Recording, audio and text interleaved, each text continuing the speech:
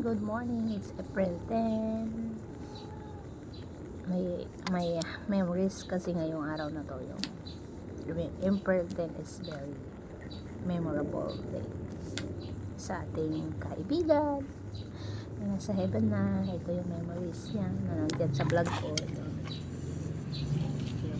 Yung special stone. So, I'm celebrating his birthday. Happy birthday! Happy birthday! So, we miss you and you're here in our hearts and my hearts forever. Yan, kain tayo for you. Alam ko paborito mo to, pansit and the bread. Hindi mawawala ang siyempre ang kape na laging kasalo sa tuwing live streaming, sa tuwing tuwing umaga, tanghali, gabi, puro kape. Yeah, ito for you, my dear friend in heaven. Happy birthday. Mananatili ka laging nasa puso namin, lalo sa akin. Yeah. Andito ba yung alaala mo? Matago and it blooms and it has lots of plants. Lagi kitang kasalo always, araw-araw, gabi-gabi, minuto every hour, every minute, every day na nandyan siya. O, diba?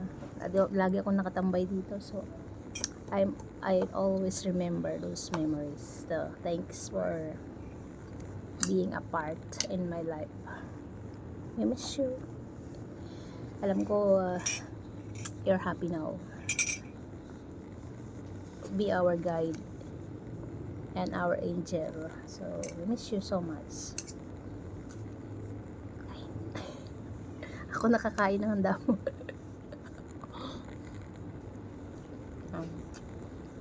Very delicious pancit.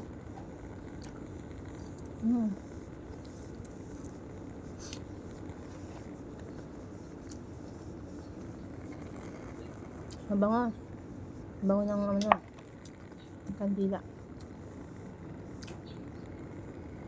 So, thanks for watching, guys. I'm just celebrating and remembering my friend in heaven na very special na nakilala ko sa YT World. So yun lang. I'm